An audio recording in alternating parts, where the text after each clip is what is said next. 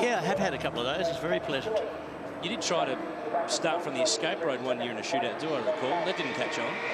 No, but it worked that day. You were able actually to get through the corner more quickly. Got you a pretty good run onto the pit straight. Here's the points in Touring Car Masters. John Bower leads from Jim Richards and Andrew Medicki. This is the penultimate round. They've got another round at Sandown a little later on in the year, but John Bower is in the box seat to win this title. And this is really the category that reminds us of yesteryear, but under the bonnet of some of these things, it's not yesteryear, it's very modern. Oh, there's a lot of modern engineering in these things. You know, the cost of components have to be made in a lot of instances for engines. Makes them quite expensive, but they're very reliable, and that's great. And that's what they've done with this category. It's not strictly historic racing, it's kind of historic / modern. Nigel Benson will be on board in the HQ Monaro. He's second in Class B coming into this one. It's a massive field of cars, great variety. We should point out too, Glenn Seaton not starting. The Falcon had a drama yesterday. John Bower, Andrew Medicki pulling up to the front row of the grid. Sure. Which places? Yep. Brad Tilley, Eddie Albanese on road 2. There's one of the Porsches with Greg Keane. They probably need a bit of help. They might need a turbo whacked on the back of that thing to keep up. Oh, yeah. Every chance they can doze off, I think. John Bower on pole. He's a winning man. He's won 14 races from 20 this year. You'd think he'd share. He's a show-off. And he loves it. He has been really the form man in the car they call Mustang Sally. Great field of cars, great variety. We've got Monaros and Camaros, Falcons, Chargers. Greg Crick's been able to push the Mopar back car further up the grid. Porsches and Mustangs and HQs. Final race of the weekend for Touring Car Masters. We'll wind back the clock just a few decades. Remember how it used to be and how it still is at Mount Panorama. Bower and Medicki, Tilley and Albanese. Plenty of Fords at the front. Can the GM products work their way through? Away, 7 laps ahead. Oh, slow start from Greg Crick. They all had to avoid him. They did well. Turn 1, oh, 3 and a 1. Bower and Medicki side by side. We've made it through, but where's JB going? 3 wide on the run-up, mountain straight. This is tight. Oh, Medicki hangs on to it. Oh, that could be bad. Sheep station there.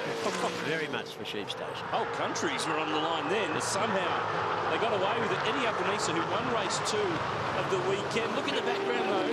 Oh, that's close. Adam Bressington down the inside in the Camaro. Gee, it's wild and willing. There's a lot of blue mist out there. Albanese leads Tilley, Medicki, Bow. Then Bressington, Keith Kasuki. There's Jimmy Richards in that AMC Javelin trying to chip his way up through the order. Starting from the 10th. You can tell it's the last race of the weekend, though, can't you? It certainly is. Across the top. The fans on top of Mount Panorama love to see these cars. Don't they? Rewind the clock, and it was Pete Gagan and Bob Jane and Norm Beachy and Alan Moffat. Yeah, Moffat's there. Look at these guys getting into it. Not tempted to get out there? Well, at the moment, JB's sitting back and wondering what's going on. He's in the middle of a barroom brawl. On board with Greg Crick. He's in the Charger that this car's been developing along nicely, taking it up to the established Falcons and Camaros and Mustangs and the like. Eddie Albanese's car's smoking. It's been doing that all weekend, but it seems to be going. Must be all surge, I'd say. That was tight. Brett Youlden almost out the fence. And this long run down Conrod Straight for the first time now. We were talking off air before. What was your first Bathurst 1000 car? A Fiat 124 Sport Coupe. I think it'd be still on the grid right about now in this one. I could run up the hill faster than it. I'll tell you what, Brad Tilley's running faster down the hill because the Green Falcon has gone to the lead. Medicki, Bower, Adam Bressington, SLR 5000 Toronto there at Tony Edwards. Who was the first guy to race one of them? Yeah, I was. Yeah, you were. That was a couple of years ago. It was actually an SL 5000, yes. Bowie's sitting back there with his mouth open.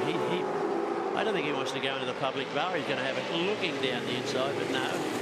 But he covers that off in the 95 Camaro, but a little touch with the wall. Replay the start here, and it was all pretty even. Greg Crick was really slowing the Charger, but it was 3 wide into turn 1, and they kept it going up Mountain Straight. Yeah. Brad Tilley's getting away though now. That's got some horsepower. This is a little tight. Oh, this is even tighter. This is going to keep going. Oh, the boys are in play. You love it, don't you? The climb back up the top of the mountain. You've got to come here this weekend and the 50th year celebration. I can't believe how many people are here. In all your years of coming here, have you ever seen a crowd like this? No, and it's Saturday. And it was almost a race crowd yesterday. Yeah, quite phenomenal. Let's have a look. This is the replay. 3 wide up Mountain Straight, bow to the right, Abonisa in the middle, Mediki on the left. Oh, excuse me. That's spicy. Have a look at the bottoming out here on this replay too. The Falcon hardtop was scraping the bitumen on the run up the hill. I'd say Crockett could have taught him to do that. Who taught him to drive? Did you go to your driving school many years ago? He went to my driving school, he did, yeah. He learned a lot of good things there. Did he pass? He was, yeah, I suppose he passed, yeah. Oh, look out! Oh, Abonisa gets a tap on the way through. I wouldn't mind betting the Falcon has expired just at the wrong point. Yeah, I think so, yeah. Whoa! He gets cleaned up. It'll be a safety car, I'm sure. Brett Yulden went to make a move on another car, but didn't know he was there and clipped him on the way through on the run to Forest Elbow. Yellow flags will be on display. He wants to get out of here as soon as he can, but everybody knows that there's a drama. And this is Greg Crick. If he'd had an ejection seat, he would have gone for it. The Chargers stopped as well, so they're dropping like flies on this second lap. Brad Tilley still leads the way. It's got to be a safety car. Although he's got that out of the road. Plenty of damage to the Sydney's. Oh, gee, Gavin Bullis and Tony Edwards. It's picnic time in the turf. The Porsches will be looking good if they keep dropping out like this. What on earth is going on? Oh, they're just having a ball. They are having a ball. Tilley leading, Mediki next, then John Bow. Adam Bressington's 4th in that blue Camaro. Jimmy Richards up to 6th. Here's the replay. And I'd say the Falcons expired just there. Just there. Not Mediki's fault. No, definitely not. And then watch for the green Monaro of Brett Yulden. He goes to make a move here on Mark King. Oh, there's a car there. Wow. I'd say John. Oh, and they just did it themselves. That's where he ends up. They missed the party up the top, so they thought they'd have one halfway down. Brad Tilley, he's got a party going. This big Falcon is just charging. When all that was going on, John Bow would have had eyes like dinner plates. Oh, Mediki's gone at the cutting. Now this will be interesting. Now, how on earth is he going to turn this thing around? There's nowhere to do a 3-point turn. No, not with a car that long. Uh-oh, someone else is going around. Oh, I heard tyres screeching, but no one did. Mediki just set the fastest lap of the race, and there's no one there to tell him when there's a gap in the traffic. No, and he's followed up with the slowest lap of the race. Finish this one yet. Got to wait and watch as the whole field approaches. Out wide. Yes. He just got in the marbles with that rear right tyre. No grip. We saw an accident earlier in the Dunlop series where young Aaron Russell ended up in the wall and Mediki's ended up in the same place. Just stuck. John Bow only needs one more car to expire or spin, and he's hit the lead without passing anyone. Jim Richards here is up to 5th. He's been chipping his way through. This is an AMC javelin. I don't think we've ever seen a javelin at Bathurst before until now. It's a work of art, though. Anything Jimmy does, he does it properly. Oh, it's a beautiful looking thing.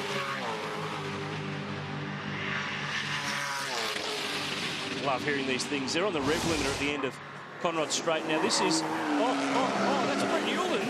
Next lap around, nearly having another crash. We haven't even gone halfway, you know. This is the best fun I've had all day. Lucky this is not a Bathurst 1000. I was struggling to do Bathurst 100. Look at this. Jimmy's through to what, 4th, I think? Yep, up to 4th, fastest man on the road in the Shannon's javelin. Out front, though, JB's just stalking his prey. Yeah, he just waiting for the action to happen right in front of him. Bressington now is 3rd in that Camaro. That's the next Steve Mason championship winning car. Tony Edwards, who's had engine dramas in that Toronto this weekend, he's up to 7th, which is a good run. Gavin Bullis former champ is 8th. Not good news, though, for Chris Collins, bringing the 4-door Falcon back into pit lane, so he drops out of the top 10. We often get asked, Gricey, through the V8 Supercars website, where are they now, a lot of the former drivers? What's filling up your time? What are you up to these days? Oh, it's amazing how you find how to fill your weekend. I'm actually selling our own type of beer, which keeps me busy. Who would have thought? Oh, well, look at the water coming out of that. That might need a bit to top it up. That's not Black Diamond beer, that's water. It's expired. This is Tony Edwards. Have a look at this. Left front. Have a crack. Yeah. Was good stuff. Was it like that in 74? Oh, he's only got one off the deck. That Falcon's looking strong. Bowie's got that look about him. He's just doing what he needs to do. He's got a good lead in the championship. He's actually placed this car for sale. Bowie, has he? Yeah, really. I've got a funny feeling, though, that whoever buys it might end up with a driver in it already. I thought he took it home and used to put it in the big bed every night with him. These two have stretched away. Jimmy Richards, though, is the fastest man on the road. Just a bit far back, maybe. Yeah, big gap, 5 seconds back to the leader. JB will have picked the place he's going to pass, and he'll probably wait for another lap or so. It's not going to be here, though, because that green Falcon has got way too much straight in handle. It's a jet, yeah, it's a jet. Not flat through the chase. And Bowie picks him up on the brakes. Yeah, Mustang's put on the stoppers. And all that margin that he just got, he's lost. Yes. End of Conrod. What do you think in the day? No chase. Used to be absolute fun. The Falcon's starting to lose tyres.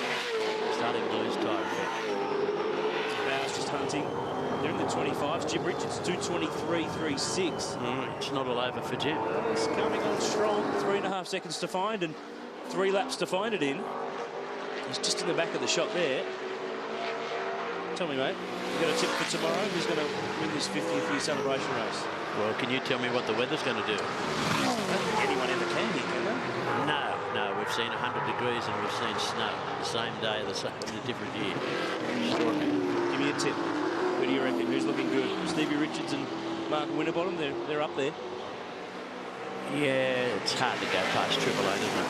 Yeah, they are pretty dominant. They've been pretty strong, of course. We'll decide pole very soon in the top 10 shootout. What about your old Bob, the Holden Racing team that you snagged a win with in 1990? Couldn't find it. I think Tom Walkinshaw's whipped it on a plane back to, or a ship back to England. I don't know where it is. These two are really at it. Bow, though, in fact, they're going to call this one a couple of laps short. So this one, in fact, is going to be the last lap. So if Jimmy Richards was planning on using 3 laps, he's only got 1 to get it done, and he's probably a bit too far back. Same with John Bow, because right across the top of the mountain, it should be strong for his car. Off the top of the hill for the final time with the Touring Car Masters, we'll have the Utes and the Porsche Carrera Cup cars back on track in the morning before the start of the 50th year celebration race for the Super Cheap Auto Bathurst 1000. Richards looking, not quite, close. Eddie needs his forward there to park on the exit of Forest's Elbow. And the run down Conrod for the final time. Gricey, the current V8 Supercar formula, unbelievably competitive. Could you have ever imagine, for all the years that you raced Group C and Group A, that it would be so absolutely tough as it is now? No, it is highly competitive. There's no doubt about that. You can see here Jimmy's having a big crack, and he should be third. Yeah. JB hasn't given up. Look at the power of that Falcon, though. It's got some. And he's going to cover it because he knows where JB will try to get by. So the final race of Touring Car Masters for the weekend will be a win. Try and cross him underneath. It'll be a win for Ford, but which one? It'll be the Falcon in the end. Falcon. The margin's 0.3 of a second. John Bow second, and Jimmy Richards comes home strong. The 7-time Bathurst 1000 winner finishes in 3rd. Don't you just love that horsepower when you've got that little bit of an edge? He drove very well, notwithstanding, he drove very well, but boy, you can be skillful in a straight line. It's all about the V8s in Touring Car Masters. Thank you, Gricey. Great to catch up with you. Enjoy the rest of the weekend. Keith Kasuki, 5th from Gavin Bullis. Mark King, Tony Edwards, Bill Pye, and Steve Mason rounded out the top 10, not too far away. The fight for pole, the top 10 shootout at Bathurst soon.